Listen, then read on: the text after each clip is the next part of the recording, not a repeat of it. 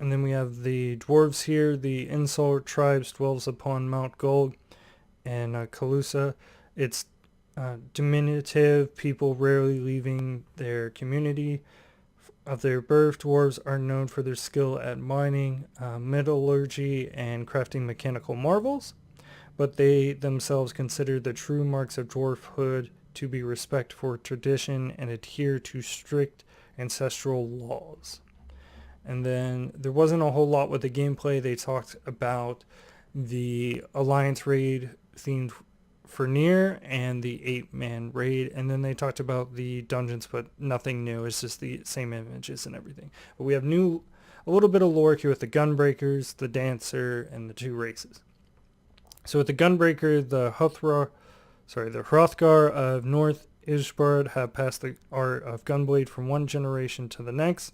The weapon itself combines a sword with a firing mechanism, admitting a range of magical effects by utilizing ethereal imbued cartridges, originally employed by Queen Gunhur's personal guard. They were once known as Gunhur's blades and differ greatly from the similarly named weapons used in the Garlean Empire.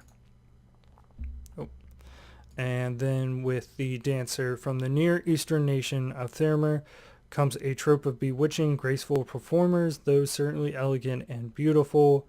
Their movements also speak of martial discipline, of a pulsing, persistent energy whose rhythm can inspire souls to soothe troubled hearts. Inured to the hardships of the road, these dancers have learned to land throwing weapons with the same exacting precision as their footfalls, removing any who would obstruct the endless beat of the dance. Then we have the 2 new races with Hrothgar.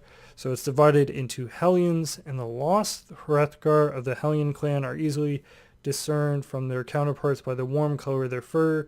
In ages past, they could be found primarily in the southern regions of Ishbard, devout servants of their queen, one and all.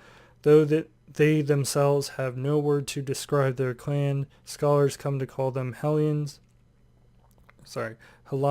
after observing how their people's lives all but revolved about their queen's need as planets circle the sun.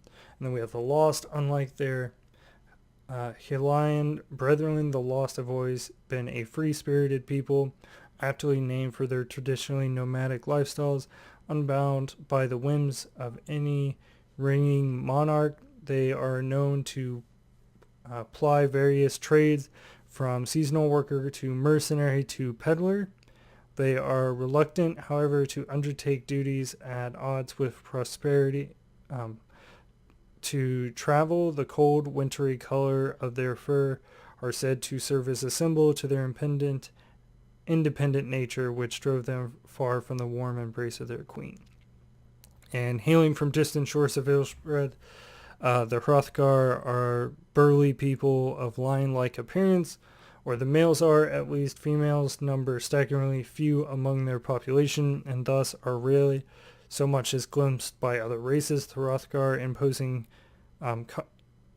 countenance, mitigated not only by their sharp claws and still sharper fangs, incited panic amongst Eorzeans upon their arrival, as they were also unable to communicate. Initial interactions with the common folk often escalated into conflict. It was not until Hrothgar gained mastery of the common tongue and fears were allayed, and in time they would be as neighbors welcome to all.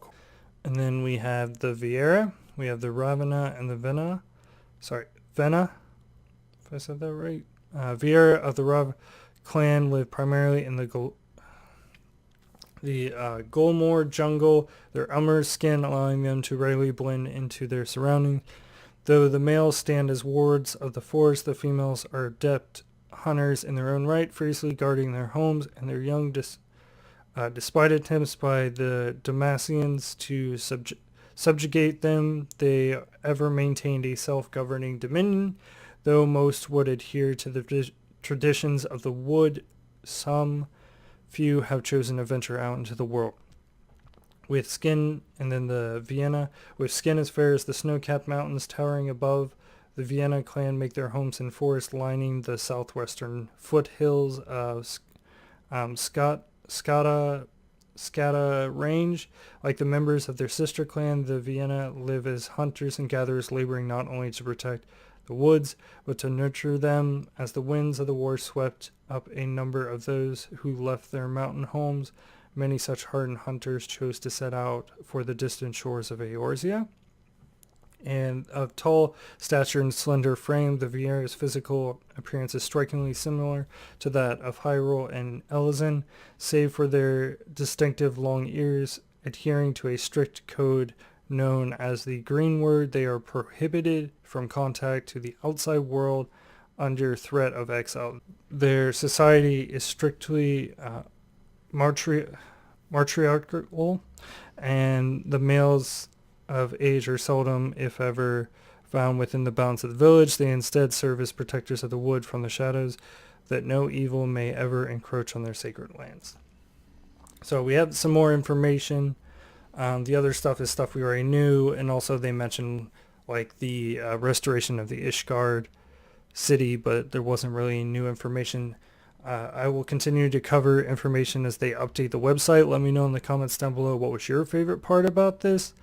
For me, was discovering a new area. I'm always intrigued to hear about the new areas, and it was really cool to hear about a little bit of lore behind the classes that we're getting. And if you enjoyed this video, don't forget to hit the like button, as well as subscribe to the channel for more Final Fantasy XIV related content. But it's been a pleasure, and I'll see you next time. Bye-bye.